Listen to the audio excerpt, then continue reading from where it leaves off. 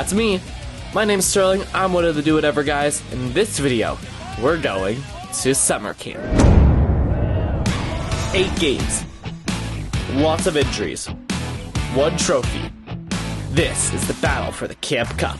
After waking up bright and early, we made our way to the meeting spot in the buses that would take us to the camp, which was a few hours away. The bus ride was boring, but still early in the day, so we were a little loopy. I'm tired. Preston, you're tired. I'm tired. I'm tired. I'm Samuel. Nice to meet you.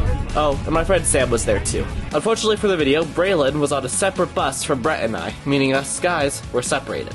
Joey and Brett are both on the other bus, so I'm kind of lonely. Paper, scissors, shoot. I hate this game. Rock, paper, scissors, shoot. Help me.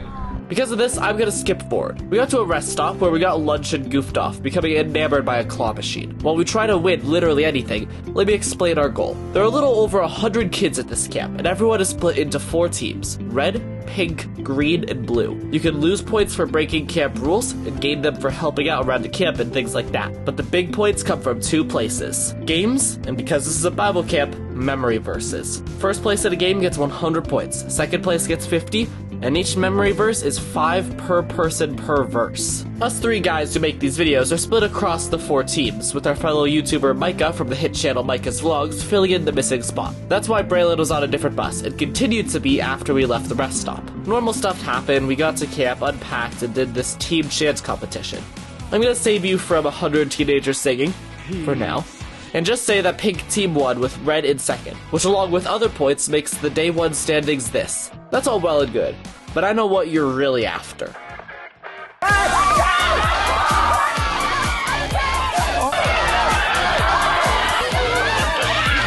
In this game, each team has all their members numbered off by a general height and size, with 1 being the smallest. There are varying numbers of balls in the middle of the giant slip and slide pad. Some numbers are called, and each person of that number from each team has to run in and get the balls back to their side without throwing.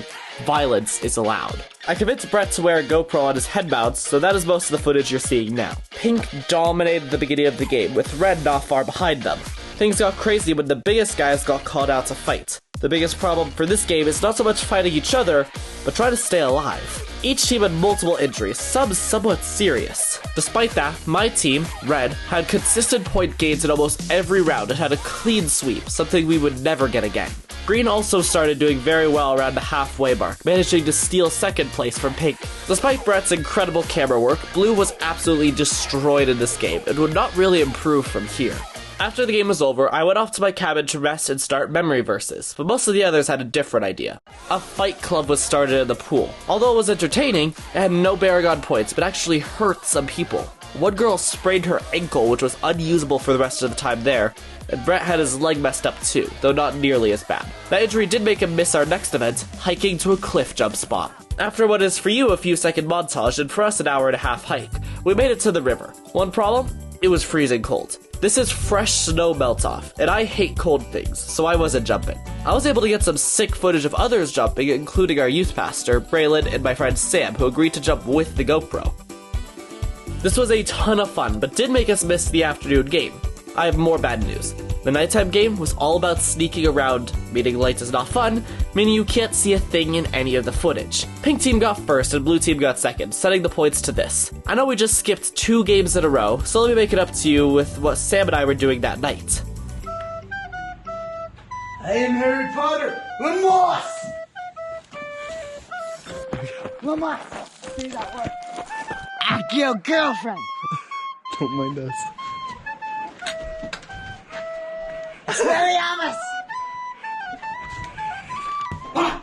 Expelliarmus! Avada Kedavra! Crucio! Expelliarmus! That put a wrap to our first day at camp. The next day started strong with a favorite of ours, the box game.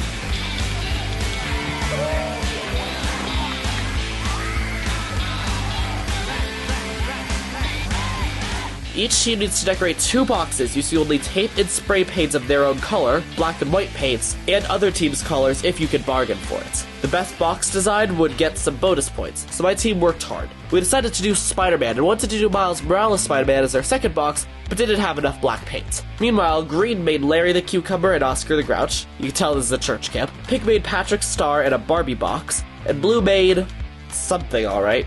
Pink won the design contest, putting them up 50 points before the real game even began. The goal is for each member of your team to individually run to the opposite corner, get turned around, and run back. This is made complicated by the leaders trying to trip and mess with everyone they can.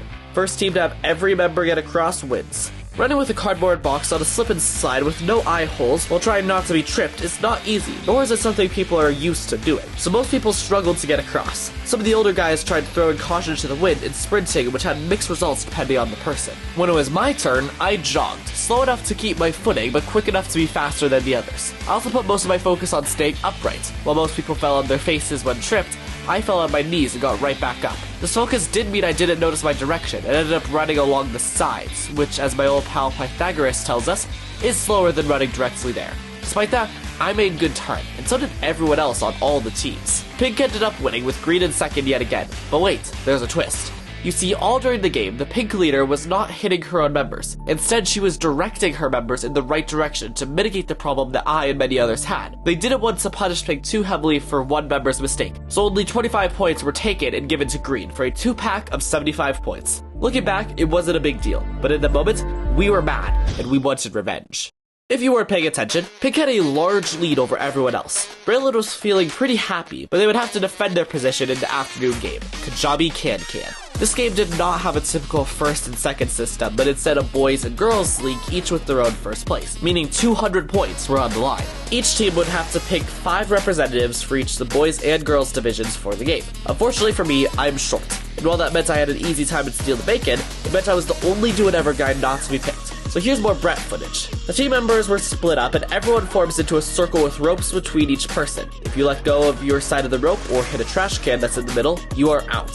Last one standing wins. While they fight, let me tell you guys a little secret. There was a conspiracy, and I helped make it. Remember Sam, the guy who got epic cliff jump footage? Well, we were still bitter over what we viewed as Pink cheating in the last game. So during lunch between that game and this, we convinced all the people playing on both our team and on Green team to have an alliance. Get rid of Pink and Blue while you're at it. It was flawless, beat the number 1 and number 4 spots, leaving the playing field for just us 2 for the other 4 games. Only, we made one mistake. We assumed that we would survive. For both boys and girls divisions, run members lasted long, but were mostly destroyed in the beginnings. The alliance against the other 2 teams was still in effect, which left Green standing above all the others. Before we knew it, Red was gone from the guys' league, and we were down to 1 in the girls. Our one hope was our last girl standing, who could probably beat the blue and green members that were left and get us the 100 girls league points. But at the last possible second, Green turned on us. The last green girl teamed up with the last blue girl, and after an incredible fight, beat the last red girl, and then decided to split the points between their 2 teams. Meanwhile, the guys had gotten into an impossible stalemate and decided to split the points between the 4 of them. 50 for green, 25 for blue, and 25 for pink. Brett, Braylon, and Micah's teams were doing great, while my team was left out to dry after our initial victory. I was unsure that we could win, especially since the next game was deemed just for fun and not worth any points. This is the game you saw in the opening of the video, Reverse Kick of the Hill. Instead of trying to get onto air mattresses, you're trying to get the leaders off. We used the same number height system as Steal the Bacon, and thanks to being just for fun, it became a nice break from the beating and drama from the rest of the day. Here are some highlights, including me and my friends' runs.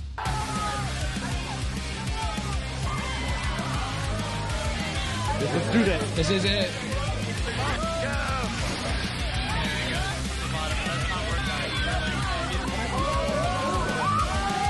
Brett, how do you feel? Are you ready to go? Are you pumped up? Yeah. Let's go.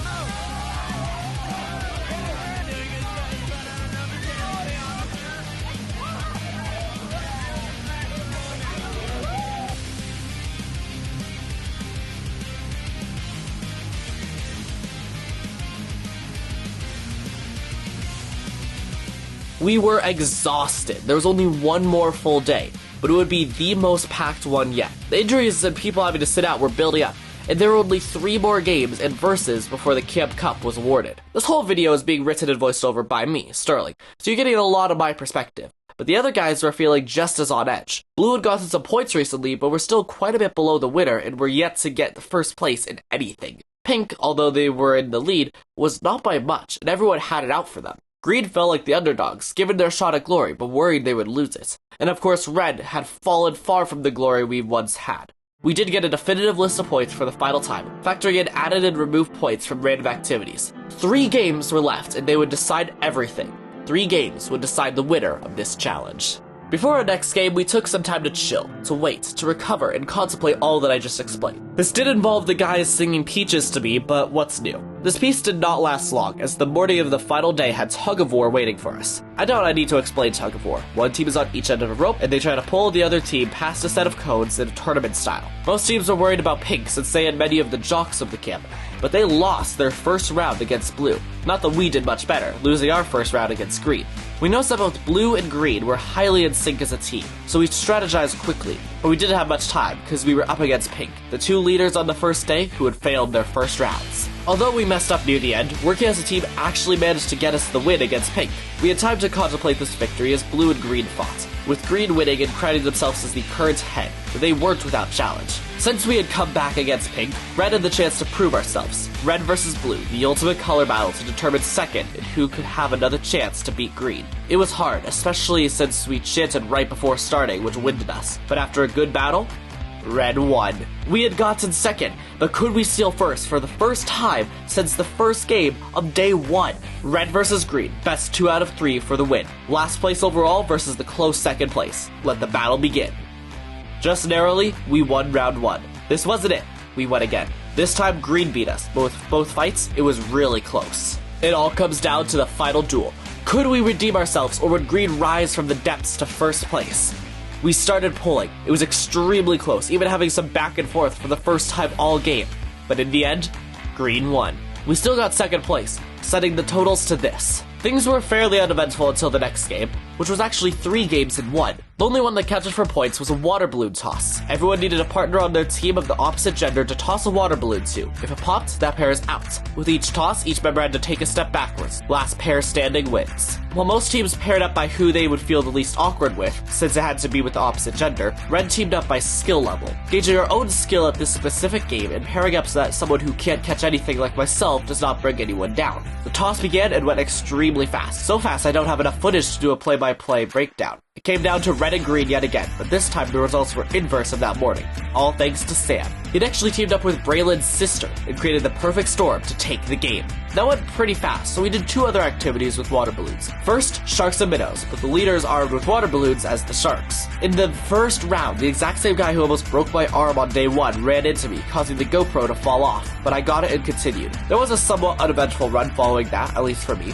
Round 3 had a wall of leaders blocking my way, so I dodged right, but ran right into my dad, who punted a balloon forward and got me out. Unfortunately, both Brett and Braylon got out by then, but I did get it on video. Skipping forward a bit, we were free to have a war with the final water balloons. Red and Blue were friends, and Pink and Green were friends. After convening with Brett and talking a bit, it was go time. Water balloons were flying everywhere, direct shots flew over the grass, and lobbers split the skies. The violence was intense. My side decided to work together and fire all at once in the style of colonial-era warfare. It was legendary. Here are the current scores for the Camp Cup. Despite this giant high for all teams, the final game was coming up, and it was by far the longest, most involved, and possibly the most fun game of all. Before that, we chilled out for a bit to listen to some beautiful piano. The performance was incredible, but one thought nagged at everyone in the room the entire time: Bible verses. You see, this was a church camp. That church camp, they want you to read your Bible, and to make you do that, they give 5 points for every verse in John chapter 17 that you could memorize and recite to a leader. Most people waited until the last moment, but me and Sam were prepared. Both earlier that day and the day before, we had worked on verses between games. I'm really bad at memorization, so I told myself I'd get 10, but pushed myself to get 12. That's 60 points right there. Sam, on the other hand, he got every single verse in the chapter. All 26. That's not just 130 points, but included a full completion bonus to make it 160. We thought we were good, but the other teams had very similar amounts of verses as us. Despite the massive points earned from verses, it came down to the final game, which awarded 50 points for 4th, 100 points for 3rd, 150 points for second, and 200 points for first. There was no time left. It was time for the Scavenger Hunts. One or more leaders would hide around the entire campus at night for a total of 8 hidden goals. Each team had to find all 8 and then go to the youth pastor as the final one before being crowned the champions. The complication is that every leader, including the final one, had a challenge for us, making for 9 mini cooperative games so we had to complete as fast as possible. My heart rate is raising just saying this all.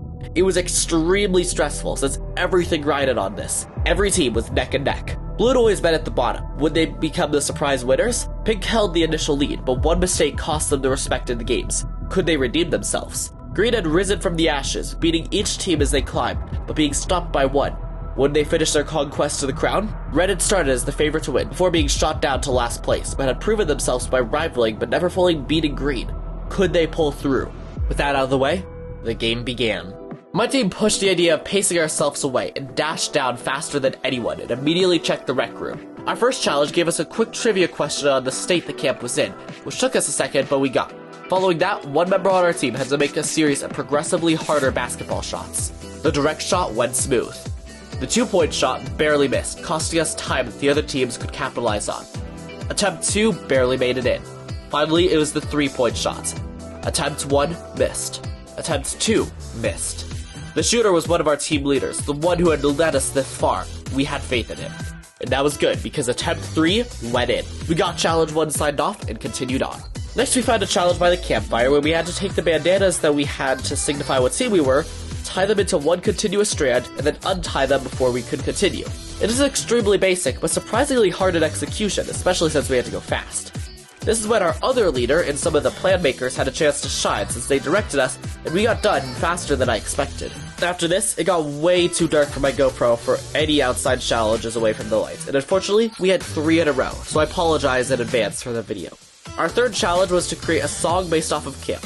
It took us a hot minute since although we had some musically talented members, we didn't have any songwriters, and the time crunch was stressing us out. We finally decided on an impromptu rap, which went, well, both well and not well.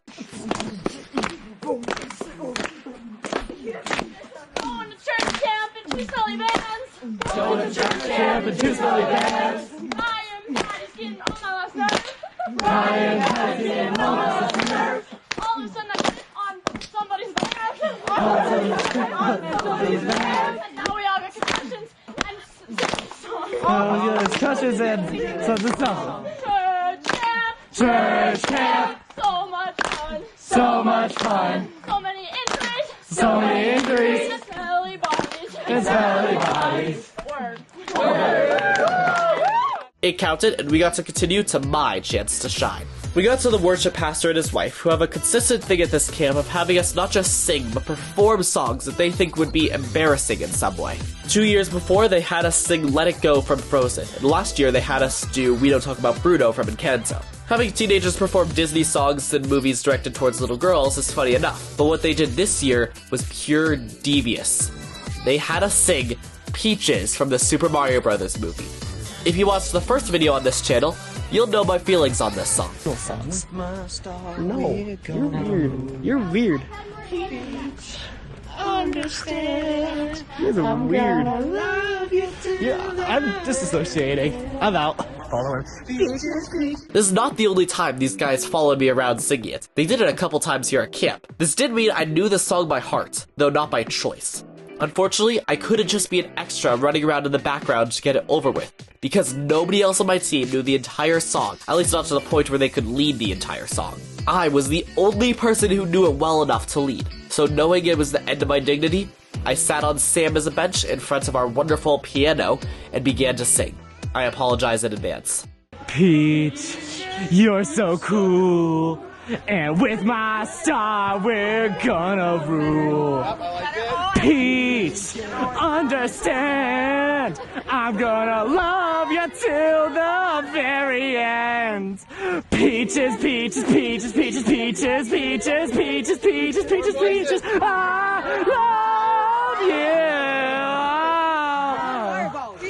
All right, good job. Let's go. My stupid stupid voice. At the expense of my dignity and my voice, Challenge 5 was completed. The following challenge was a nice breather, a riddle, but we could not tell each other the answer. We had to put the spoon in the moon. The example had some fancy movements that we tried to replicate, but no matter what we did, nothing worked. Person after person tried, and we got desperate due to the time limit, passing our spoon as fast as we could, not realizing this was the trap they wanted us to fall into. The answer was to say thank you when retrieving the spoon, which meant with enough people, we got the 5 solves needed to pass. The 7th challenge was actually 2 in 1, one for the guys and one for the girls. Unfortunately, I don't have any footage of the girls' challenge, but they had to arm wrestle a leader. Us guys, on the other hand, had to beat a leader in a game called Ninja. You can only make one movement on your turn. It is your goal to hit your enemy in the hand without getting hit yourself. Dodging is allowed. We had only 4 guys who knew how to play, line up, and start. Karate chops were thrown, poses were struck, but they failed. We had to get another 4 guys, myself included, who had never played, let alone seen Ninja before then. I got really close, putting the focus on me, which got me out, but gave one of my teammates enough time to take out the leader and get us the win. Our second to last challenge was my dad's challenge, and it was pretty simple. The only problem was finding it. We searched over and over to no avail, spending more time in the search running around than the actual challenge itself. Finally, we found him, and did it instantly. Someone on the team had to do a handstand for 10 seconds. We had a gymnast on our team, so she carried this challenge, doing it on her first try, meaning all we had left was the youth pastor. But only one team could do it at a time. Were we gonna be the first, or sit there and lose? We booked it as fast as we could to the cafeteria, past the other challenges, past the field where we played previous games, past the cabins, past the pool, past our home for the past few days. We had spotted the pastor earlier in the caf, so that was our one goal. It turns out, we were the first ones there.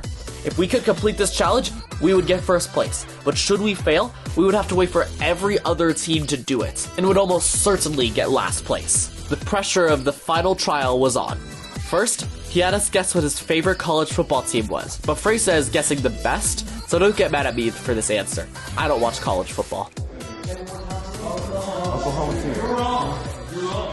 The real challenge was to do a handstand for 10 seconds, not realizing that was exactly my dad's challenge. After we told him, he thought of a new challenge on the spot. We had to recite the 7 application points of that night's Bible sermon. The only problem is, none of us could remember every single one. Then our leaders asked if anyone took notes, which I, in fact, did. Unfortunately, they were in my cabin on the other side of camp. If I took too long to grab them, it would be the same as failing. I ran as fast as I could across camp, past everything we had just left behind. We did have one more complication. I have asthma. In simplistic terms, that means I can't get enough oxygen and get winded extremely fast. Pair that with the exhaustion of running in the cold at 10 o'clock at night after days of physical activities, a hike, and horrible sleep schedules, and I was getting extremely tired alarmingly fast. I pushed through, got to the cabin, and grabbed my notepad. I got out and noticed the other teams were making their way to the cafeteria at the same time I was. I was running out of time. My legs were on fire with pain, but I pushed on, passing my opponents, my friends. Nothing mattered in that moment except for making it to the cafeteria on time. This whole run felt like it took 10 minutes, but the whole thing probably only took a single minute. As I was approaching the cafeteria, I noticed the other team was complaining that my teammates were just waiting and demanded a try. One of the adult leaders was even trying to get them out, but I had made it. With seconds to spare, I pushed through the crowd, past the leader trying to make a last-ditch effort to let someone else even try, and got out the notes. Okay, got him.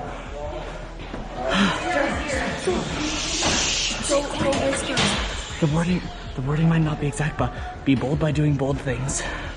Nobody is doing our job for us. Stop caring what others think. Faith is not for us, but to serve others. Focus on our set purpose. Yeah, set purpose.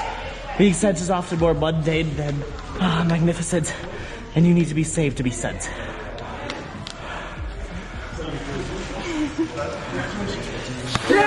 We had gotten first place in the final game. Our success from day one had finally come back around, with every other game that day giving us points. But was it enough? We were extremely far behind before this, and were slightly lacking in verses. None of these thoughts passed through my mind at the moment. As far as I was concerned, my team had just won the Camp Cup. But of course, the real announcement would come in the morning. That night was the quietest out of all of camp, with everyone tired and trying to get last-minute Bible verses turned in. I convened with Brett and Braylon and decided that whatever happened, it was a good time. We did discuss who we thought would win, and concluded that it was between red and green due to our stellar performances that day, trading first and second back and forth all day, including with the final game. We had a lot of fun at camp. Despite the lows of the exhaustion, the day 2 controversies, and red getting destroyed most of the time, I loved my time at camp. And this video you are watching right now will help me keep those memories forever. Unfortunately, you guys don't care about that. You only care about who won the Camp Cup. It was extremely close. A handful more verses or a different outcome in the final game would have changed it. But there was a winner. The winner of the Camp Cup was Pink Team! This shocked the entire camp, but looking back, it made sense. They had a solid performance during day 1 and 2, gaining in both games and extra challenges like the chant and design contest, and becoming the clear first place, before slipping up a bit in day 3, only gaining points by coming in 3rd for the Scavenger Hunt. They also had a shocking amount of verses that they were able to keep a relative secret since nobody suspected them to win. The winner of the first challenge at camp ended up being the surprise underdogs. Braylon is of course extremely happy and proud of this, going so far as to convince me to put his face on the thumbnail since he won. In the morning, we packed up and went the same way we came, though we did ask a lot of trivia questions on the bus and at the rest stop. Check out our shorts to see those. That's about it. This has been Sterling representing Do Whatever. Bye.